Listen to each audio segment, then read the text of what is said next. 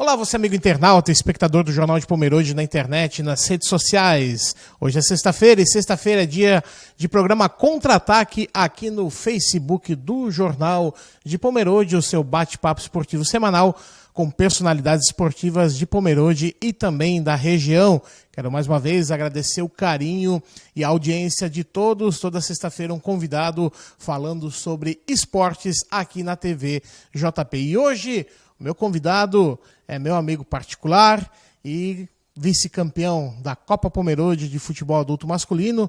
Tem uma história muito legal dentro do futebol nacional e também internacional. E sem falar, do amador, no qual aí ele tem uma vasta carreira e é respeitado por todos. Meu amigo Éder Ramos Ribeiro. Éder, obrigado pela sua presença aqui no programa Contra-Ataque. Para mim é uma honra poder entrevistá-lo. Obrigado, Bob. Eu que agradeço o convite de estar aqui perante a vocês, aqui do Jornal Pomerode, e poder contar um pouco aí da minha história e dessa vivência no futebol amador aí. Com certeza, Você que vem aí de uma carreira dentro do futebol profissional, mas que principalmente se consolidou no amador, Vamos começar falando quais são as principais diferenças de tu estar no futebol profissional e pro amador, porque hoje em dia a gente sabe que o futebol amador ele é encarado com bastante profissionalismo aqui na nossa região, Exatamente, Bob. A gente que já teve uma passagem pelo futebol profissional, vindo para o futebol amador, e em algumas regiões o futebol amador não é levado tão a sério como o Pomerode, que até nós conversamos já muito com os clubes que eu já passei, ou com os dirigentes, que Pomerode é um nível altíssimo, praticamente comparado hoje, o nosso campeonato pomerodense, tu pode se comparar a time de segunda, divisões do catarinense que jogaria tranquilamente. Isso é verdade, Éder? Porque realmente o futebol ele tem essa essência, e como você falou, ele é bastante difundido. Acho que isso também foi uma dos motivos que te fez, na época, trocar o futebol profissional pelo amador, Bob, na época eu estava com 26 anos, chegando em Jaraguá, retornando a Jaraguá, porque eu vim morar em Jaraguá em 2000, quando eu vim para a equipe do Juventus. E desde ali eu criei raízes com o Jaraguá já, mesmo com saídas para fora, o meu vínculo com o Jaraguá continuou. E quando eu parei, eu continuei em Jaraguá, onde eu comecei no amador, e já era um amador muito forte. Mas nessa mesma época já era a segunda força. A primeira força sempre foi considerado Pomerode. O campeonato de Pomerode, eu queria vir disputar, porque eram ex-jogadores do futebol catarinense que estavam parando, equipes grandes disputando. Uma qualidade maior, uma visibilidade maior, e isso foi um atrativo muito especial para mim, que vinha naquela com um rapaz com 26 anos desistindo do futebol profissional. Por quê? Foi uma escolha minha, pessoal minha, não foi por contusão nada, foi uma escolha minha, e dentro dessa região nossa aqui, de Jaraguá do Sul e Pomerode, eu acabei procurando aquilo que faltava no futebol profissional para mim, e foi aí onde mesmo consolidou, vou ficar só o amador e vou ficar só no amador. E mesmo na cidade de Jaraguá, a gente sabe que existem equipes profissionais como o Juventus, o próprio Jaraguá, mas mesmo assim o futebol amador também é forte, Sim, hoje em dia, Bob, o futebol amador na região, ele te dá mais garantias do que o futebol profissional. O futebol profissional hoje, se tu vai pegar um regional do futebol, ele dura 3 meses. Então você tem um mês de adaptação para treinamentos, um mês de campeonato, e o outro mês é onde é o mata-mata ali para decidir quem é o campeão. E hoje em dia, infelizmente, o nosso futebol profissional está sendo gerido por pessoas que pensam nela própria, não pensam na cidade, não pensam no próprio clube e no atleta, E já no amador você encontra isso tudo invertido, ao contrário. Primeiramente vem um atleta, depois vem a sociedade, vem o nome da cidade que é feito o campeonato. E nessa parte, a nossa região, graças a Deus, assim, é muito forte. Uhum. Legal. A gente vai voltar a falar, lógico, do futebol amador, mas eu vou continuar a nossa entrevista fazendo a pergunta que eu sempre faço para todos os meus convidados. Como é que foi aí, como é que o futebol entrou na tua vida, na tua infância e na tua adolescência, lá em Coronel Sapucaí, no Mato Grosso do Sul? É verdade. Isso começou lá atrás, Meus 13 anos de idade, na verdade, eu era um apaixonado por vôlei, Também com essa altura toda, Na verdade, eu comecei no vôlei e o professor nosso de educação física, o professor Tito, uma grande pessoa que foi um paizão de muitos atletas e alunos lá da nossa cidade, uma cidade pequena no Mato Grosso do Sul. E durante um treino de vôlei eu fui buscar uma bola no fundo assim, e ele vendo o treino, ele me chamou no canto. Eu lembro, na arquibancada estava o time de futsal que iam disputar os regionais. Ele falou, não, Éder, tu não vai ficar no vôlei, tu vai vir para o futsal. Eu fui contrariado, não queria, no começo eu não queria. Sério? Acabei indo, fomos campeões, atuais campeões naquela época, foi o primeiro título da cidade. E o vôlei acabou ficando em quinto, aí ali começou a criar aquele amor, assim, sabe? Uhum. Então começou a tua carreira no futsal, vindo do vôlei. Então que posição que tu jogava no vôlei? O vôlei eu jogava no meio. Hoje vamos dizer assim, ainda bem que não continuou, né? Hoje vamos dizer assim, um líbero, né? Hoje líbero, que recebe, ou seja, sempre na defesa e sempre com a mão, né? Sempre com a mão. Tem a mesma habilidade com o pé que tem com a mão? Não, nada. Não? É já só para chutar mesmo. Né? Já dá para ver em alguns jogos, né? Que vão fazer o simples, que é melhor. O feijãozinho com arroz, né? Melhor. E é legal, o vôlei, quer queira, quer não, o esporte então deve ter te dado essa base também pro futebol, né, Éder? Sim, com certeza, Bob. O vôlei foi assim onde começou tudo, né? E ali juntando, pelo olhar do professor Tito, juntando tudo isso, ele vendo a rapidez que eu tinha na possibilidade de buscar bolas no vôlei, assim, ele viu já isso no futebol, né? Ele tornando isso para dentro do futebol. Graças a Deus fui muito feliz disputando jogos pela cidade, campeonatos regionais, onde buscamos alguns títulos importantes para a nossa cidade. E dali foi onde começou tudo. Uhum. Como é que é o nome do professor? Tito, muito obrigado aí por ter inserido o Éder nesse mundo do futsal, primeiramente. E como é que foi essa transição do futsal para o futebol? Eu acho que é uma coisa natural também, né? O começo é assustador, né, Bob? A trave, principalmente, já muda muito de tamanho.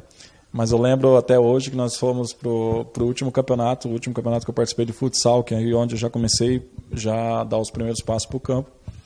Que nós chegamos numa final de campeonato, e eu lembro que o Neto, que teve esse pequeno problema agora, o Neto que jogava ali, que joga futsal, que fez cirurgia na cabeça, tudo, o Neto jogava contra nós. O Neto era de Ponta Porã, no Mato Grosso do Sul, e eu lembro que nós estávamos no jantar, assim, eles chegaram, e não, só bater bola rasteira, o cara é muito grande, é só chutar no chão que é gol. E eu tenho isso até hoje na minha cabeça. No fim, na final, eu peguei 2 pênaltis. Um deles, na hora de saltar dentro do gol, batia a cabeça na trave, caí pro lado que a bola foi, né? Ainda bem, foi, né? Foi até cômico, assim, foi até engraçado, que no saltar dentro do gol, batia a cabeça, acabei caindo pro lado que a bola iria, né? E acabamos consecutivamente saindo com o título, né? Então, a transição para o futebol de campo veio depois, foi uma adaptação mais demorada. Bola, campo, posicionamento. Mas, graças a Deus, consegui ser feliz ainda. Uhum. E a tua carreira mesmo começou em qual clube, o Éder? Isso começou em 95 no Guapira, né?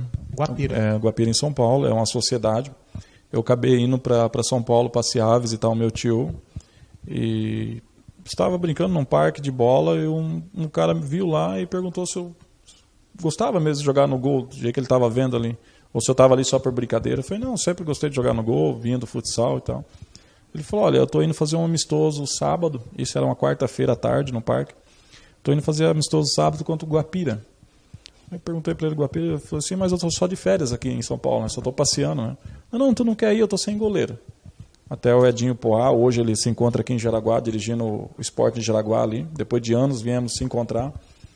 E acabei indo nesse amistoso, eu fui para a parte juvenil, ele falou assim, se tu jogar bem, eles estão precisando de goleiro, né?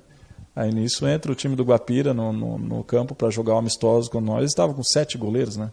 Nossa. Aí eu olhei assim e falei, mas eu acho que eles não estão precisando de goleiros, estão em 7 goleiros. O cara falou, não, isso é os 7 deles que vão avaliar hoje, mas você, pela tua altura, tu vai ser avaliado também.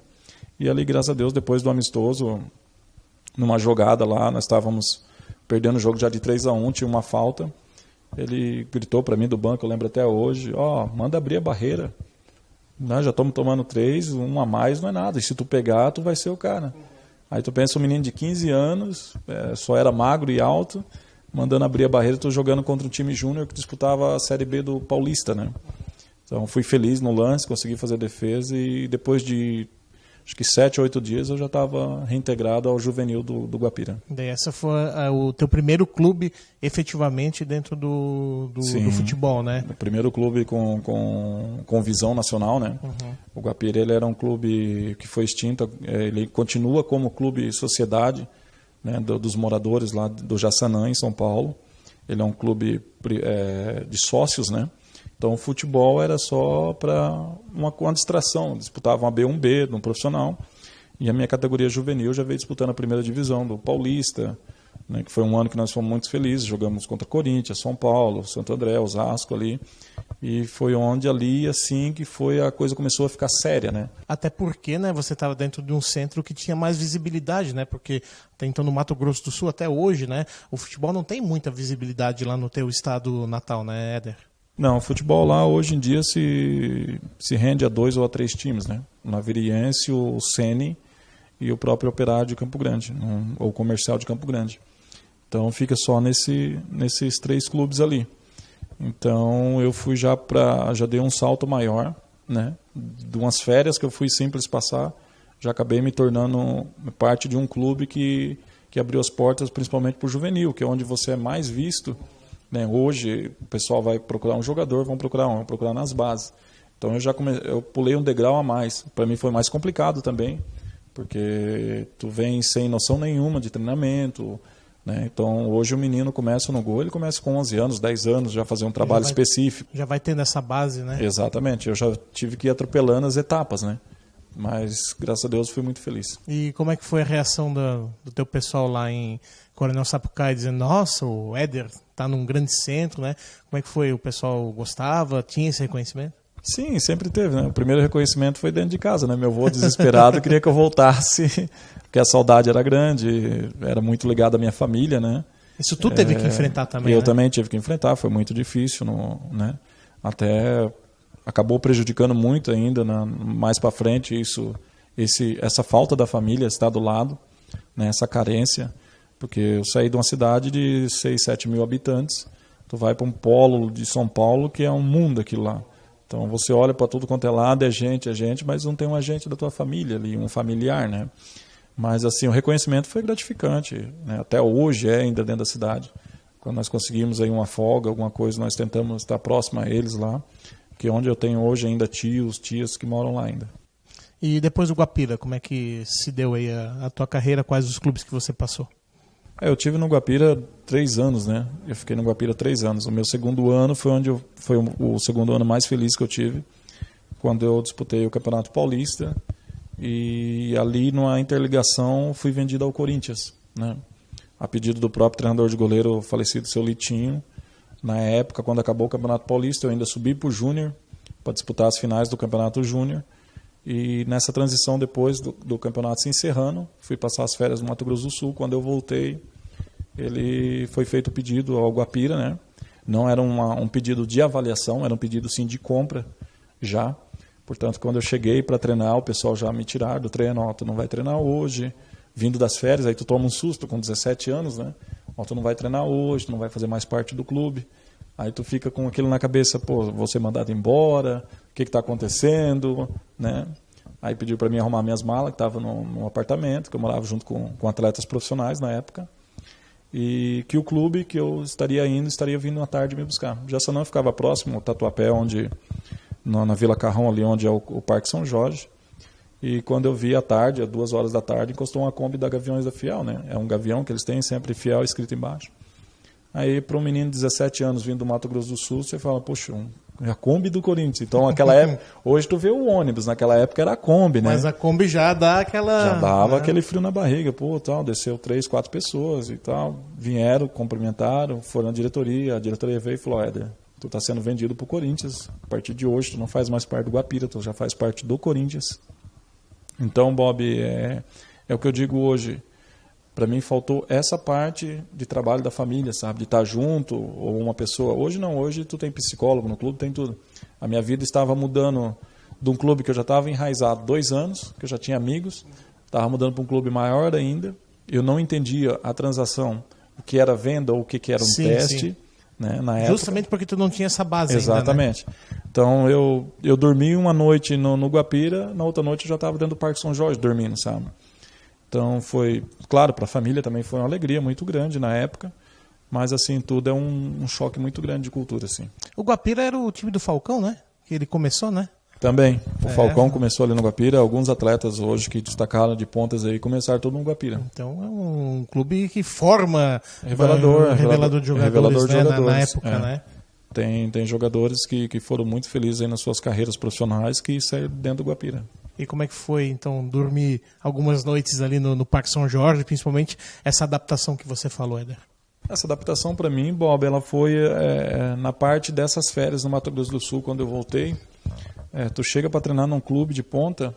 Eu falo clube de ponta porque hoje em dia o futebol te proporciona o quê? Hoje nós estamos aqui conversando, amanhã do dia para a noite tu está num clube de visibilidade grande, de visibilidade nacional, que é onde você tem que corresponder. Eu cheguei a ir para os treinos na Kombi, eu olhava para um lado, Edu Gaspar, que hoje está na seleção brasileira, olhava do outro lado o Everton. Então só jogadores que hoje estão super bem, né, na sua carreira, trabalharam para isso também.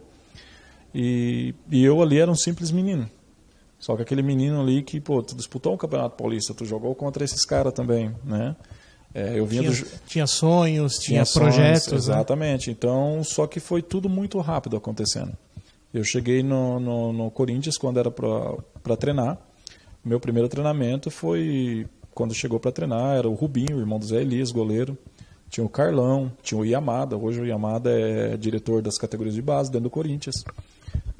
Então tinha só goleiros de nível alto, né? Que já estavam anos ali, eu vou dizer anos-luz na minha frente. E eu não entendia isso. Então os treinamentos eram totalmente diferentes, né, do que eu vinha tendo. E nessa parte de treinamentos eu acabei me sacrificando mais do que os outros. Não entendi as cobranças, porque as cobranças para o goleiro é muito grande. Tu começa 1 hora antes e termina 1 hora depois, que é todo mundo. E isso acabou me afetando psicologicamente e pessoalmente. Onde eu acabei sentindo falta do carinho de casa e acabei, depois de 15 dias, abandonando tudo e retornando para o Mato Grosso do Sul. Daí foi para o Mato Grosso, pensou mesmo em largar tudo? Pensei, 17 anos, né, Bob? 17 para 18 anos, estava na transição já quase chegando aos 18 anos, ficando de maior. Eu senti muita falta da minha família, né? Então, isso pesou muito. No futebol você é muito cobrado. Hoje em dia já não tem esse método de trabalho mais de tipo... tem que se sacrificar ao máximo, hoje não, hoje é tirado o máximo do jogador, mas tem todo o suporte por trás. Antes não, antes era na bronca, então tu pensa, um moleque de 17 anos tomando bronca o dia inteiro, e aqueles que estavam ali ao seu lado já estavam há mais tempos melhores que você, é a mesma coisa numa escola. Sim. Tu ser transferido de sala, e tu chegar ali, os que da tua sala ali, os caras souberam uma conta que tu não sabe, e a professora vinha só porrada em ti. Mas na época não era pro meu mal, era pro meu bem. Só que eu não conseguia assimilar. Mas se tivesse alguém que fizesse você entender isso... Essa preparação psicológica, que não, isso é o normal de trabalho. Isso acontece só ali dentro de campo, fora de campo não tem esse tratamento contigo, ele te respeita, ele tem essa admiração por ti. Ele foi o treinador que te pediu para tu vir. Então eu não suguei isso para mim. Eu não tive, né, esse feeling de olhar que, não, peraí, ele está me cobrando, mas ele que me pediu para mim estar aqui. Então era uma preparação... Eu tenho que corresponder, né? Exatamente, eu tenho que corresponder. E nessa época, quando eu desisti, portanto, que na minha desistência, foram buscar outro goleiro no Guapira, que é o Júlio César, né, que fez uma carreira magnífica ali no Corinthians, que era o meu segundo goleiro dentro do Guapira. Só que nesse meio período você também fez teste no Vasco, né, Éder? Sim, com essa desistência eu retornei ao Mato Grosso do Sul, não queria saber mais de futebol, né? Jogava os regionais ali e na época eu estava viajando com o time de futsal e surgiu um teste no Vasco, né? Portanto que até quem foi me buscar na cidade foi um vereador, eu estava em outra cidade, foram me buscar, foram vários meninos da cidade, foi praticamente 45 meninos da nossa cidade, a prefeitura ajudou na época com transporte, com hospedagem. E ali por etapas foi ficando, foi funilando. E da minha cidade na época acabou ficando só eu, né? E acabamos indo para o Rio de Janeiro. Só que eu não fiquei no Vasco, porque no Vasco eles precisaram de um goleiro 1 ano mais jovem que eu. Nessa transição eu acabei fazendo teste em outros clubes e dependendo da avaliação, Só que como demorava e a pessoa que estava cuidando para mim nessa época, surgiu a oportunidade de vir para o Juventus em 2000, né? Profissional do Juventus em Jaraguá. Daí que você então começou digamos, a sua carreira aqui em Santa Catarina, foi teu primeiro contato com a cidade de Jaraguá do Sul, né? Em 2000 foi meu primeiro contato com o Jaraguá do Sul, né? Chegando ao Juventus.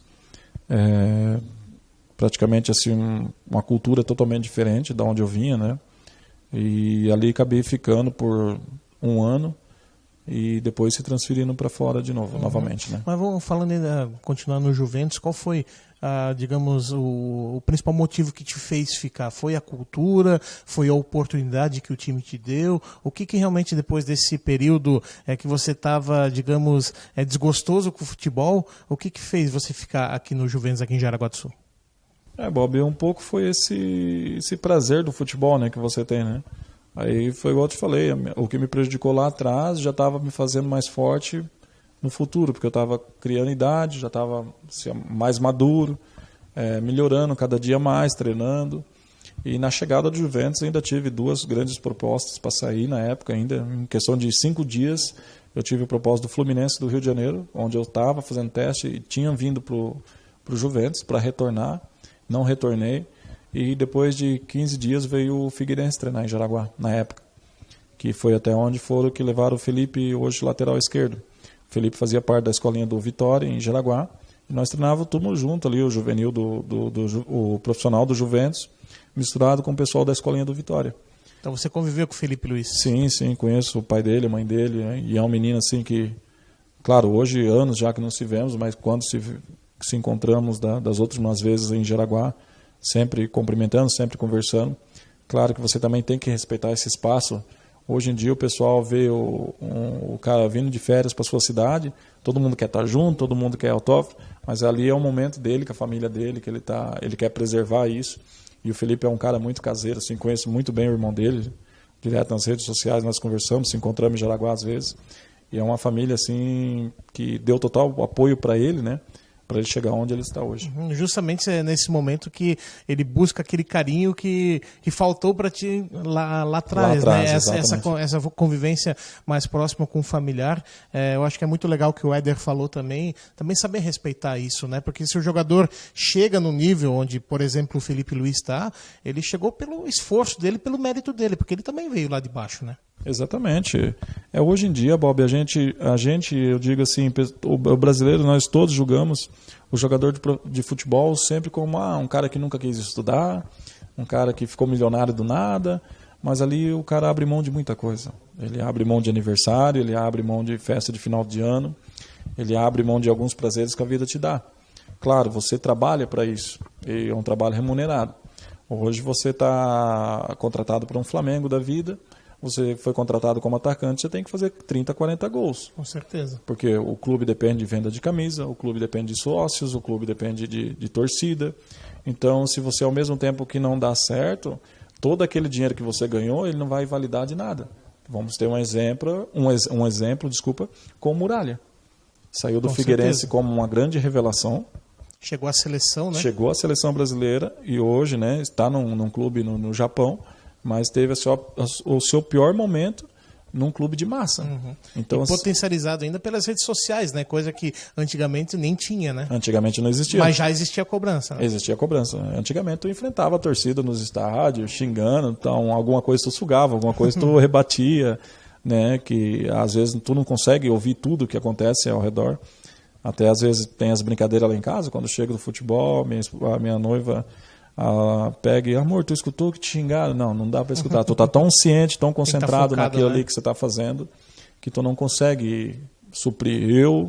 Na minha cabeça, eu tenho ali, quando eu tô dentro de campo de futebol, eu consigo ver, eu falo até hoje, eu consigo ver só as 4 linhas. Eu não consigo ver ao meu redor, é só as 4 linhas. Aí o pessoal, eu tava lá, gritei teu nome, dei tchau, tu não olhou.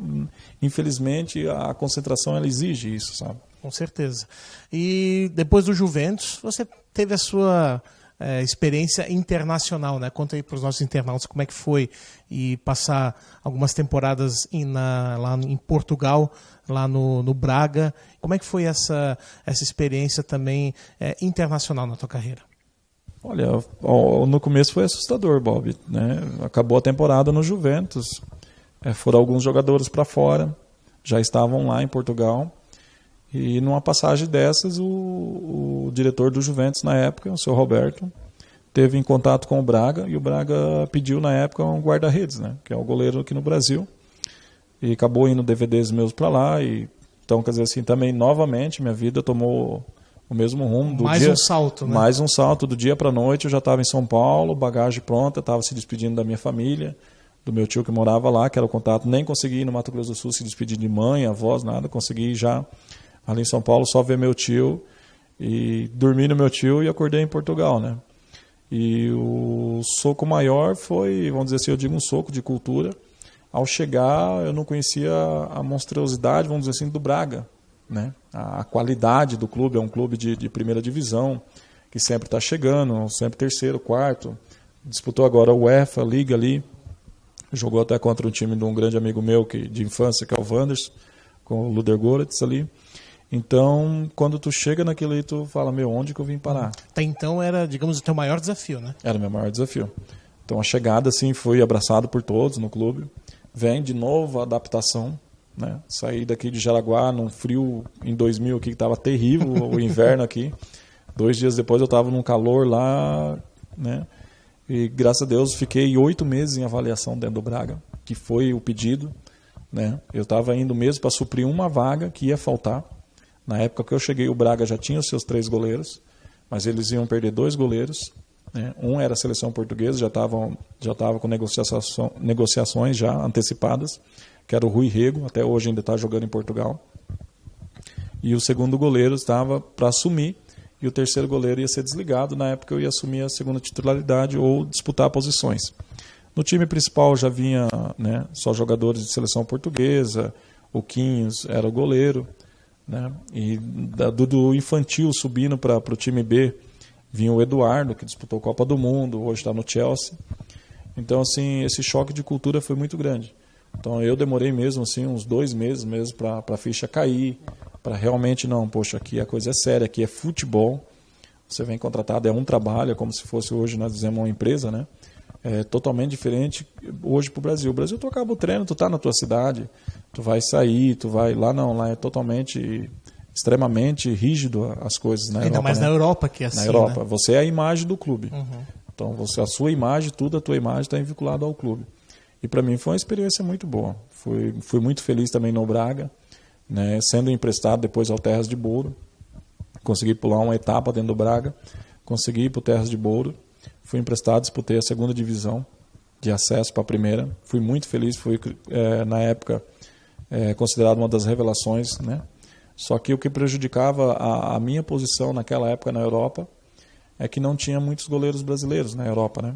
Nós tínhamos o Dida no Milan, tinha o Sandro, tinha saído do Curitiba para Portugal, para o próprio Portugal, para o Sporting. Mas mesmo assim não era, o goleiro brasileiro ainda não tinha o mercado internacional que tem hoje. Você me falava, não era muito bem visto, né? O goleiro brasileiro não era bem visto lá fora. Isso é um choque, assim, tu chegar e tu ter que ir, né, brigando, todo dia brigando, porque sempre o goleiro europeu é mais arrojado, sai mais. Só que a nossa diferença é a qualidade que a bola nos pés, vamos dizer, a batida na bola, o jeito de conversar dentro de campo, o jeito de orientar. E isso daí fui me adaptando e juntando com a cultura deles. Até porque como o futebol evoluiu, né, a gente sabe que o futebol ficou muito mais técnico e todos, até a gente conversando com o César Prates também, aqui na entrevista, ele sempre foi um jogador polivalente, né? O goleiro também precisa isso hoje em dia, mas naquela época não era tão cobrado. Eu não sei se eu estou correto na minha avaliação, por esse fato também de tu não ter se adaptado tão bem lá. Não, exatamente. Hoje tu é muito mais, né, do que hoje. Tu precisa um goleiro, tu precisa saber jogar com os pés, tu precisa ser ali praticamente um zagueiro, jogar totalmente adiantado, ter qualidade tanto na saída com os pés ou com as mãos.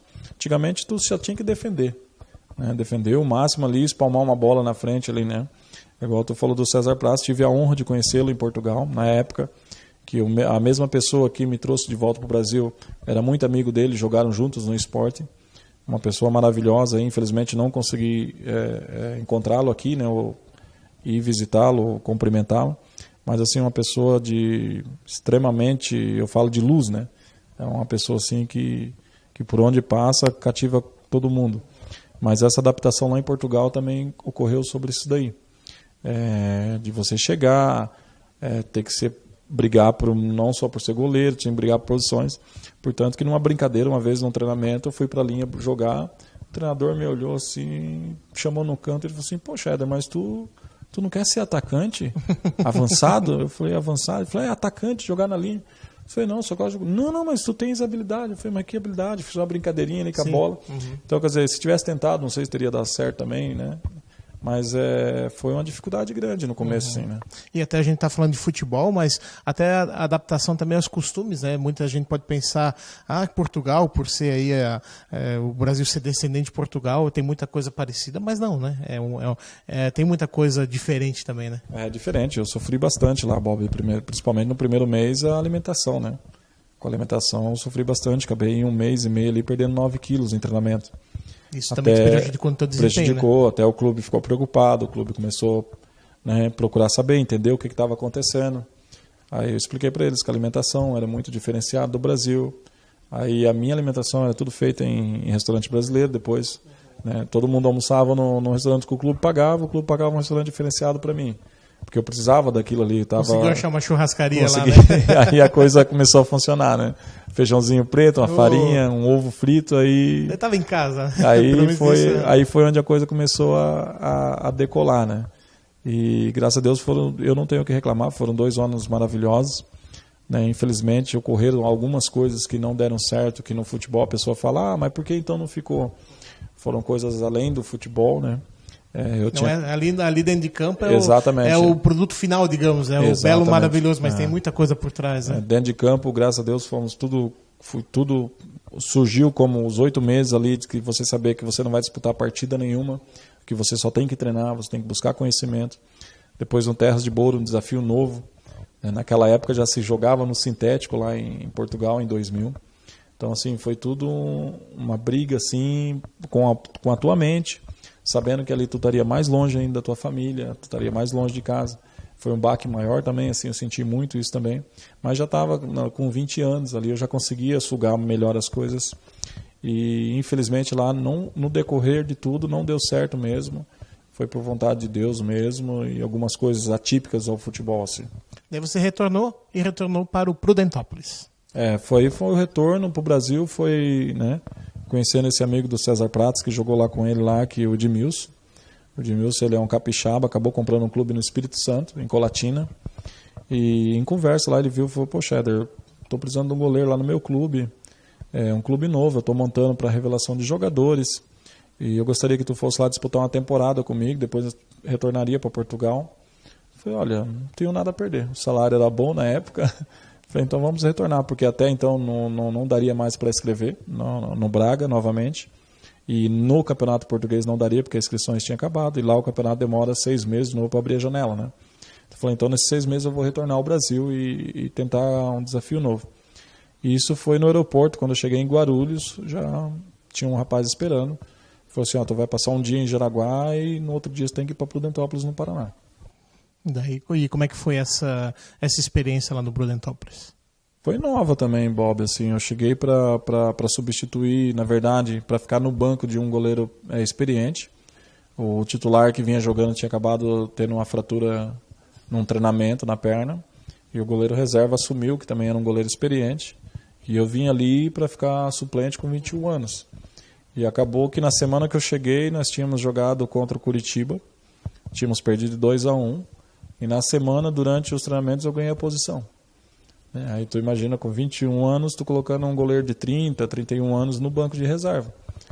Para mim foi bom. Foi um campeonato, fiz um campeonato assim, surgiu algumas propostas também. Só que aí é o que eu digo hoje no futebol, tem o lado bom e o lado ruim do empresário, né?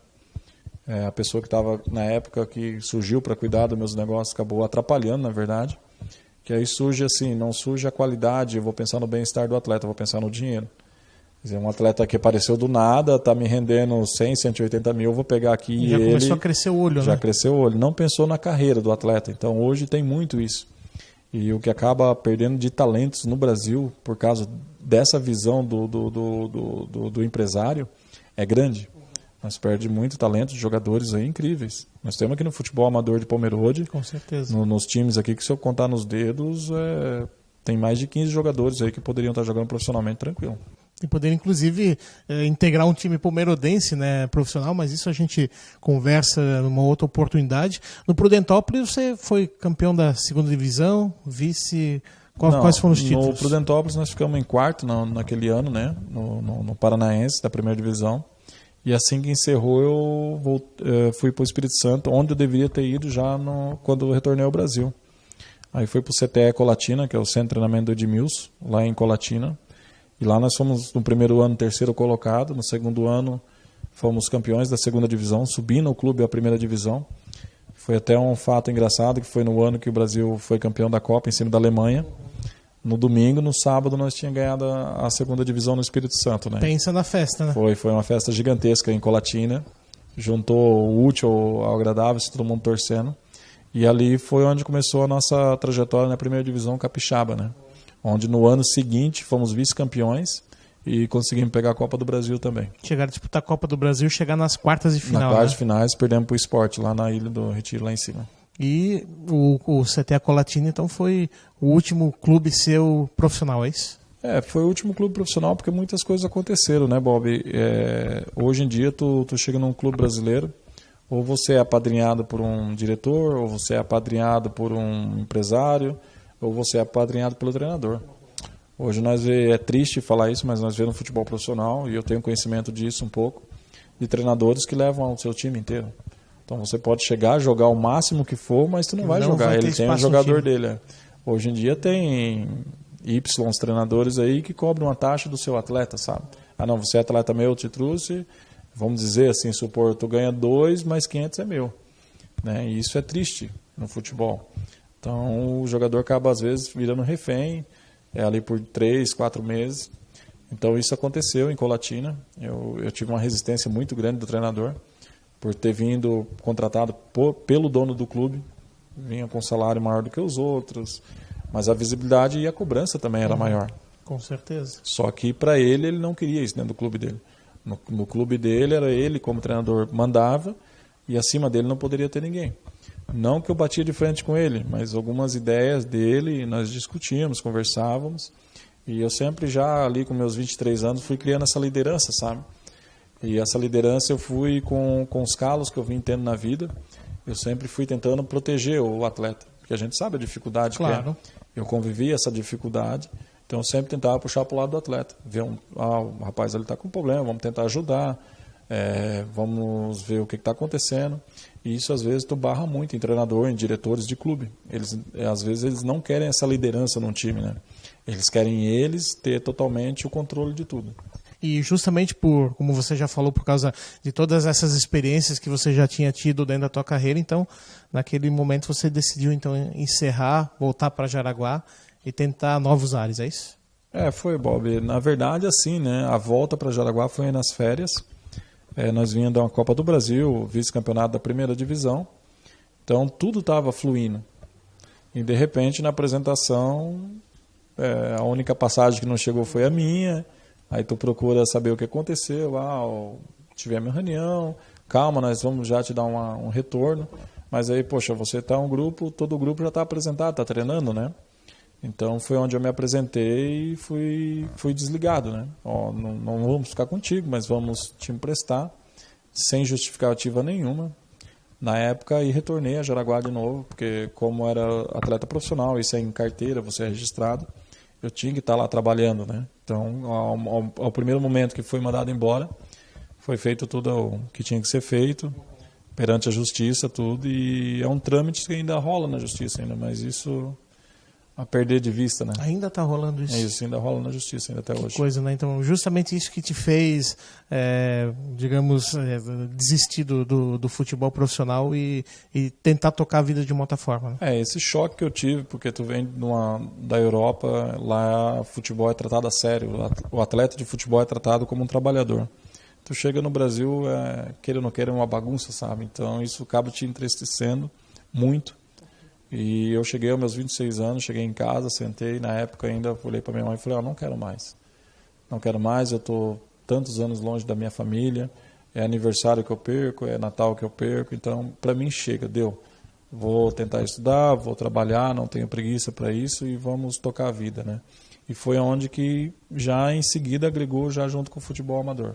E aí começa uma nova fase na tua vida, no futebol amador, só que isso é assunto para o próximo Contra-Ataque, né? A gente poderia ficar aí batendo papo até meia-noite se a gente quisesse, mas o nosso tempo também é escasso, então eu te convido para na próxima semana a gente continuar batendo esse papo, falar então da tua fase do futebol amador. Pode ser, Éder? Com certeza, estaremos aí. Tá bom, obrigado, Éder, pela sua presença aqui no programa Contra-Ataque, falando um pouco sobre o futebol profissional dentro da tua vida. Então, convite feito, na próxima semana você também vai conferir o programa Contra-Ataque, a segunda parte da nossa entrevista com o goleiro Éder Ramos Ribeiro, aqui na TV JP. Programa Contra-Ataque encerra-se nesse momento, né? Muito obrigado mais uma vez pelo carinho e pela audiência de todos, toda semana trazendo um convidado para você aqui na TV JP, aproximando o esporte de você. Um abraço.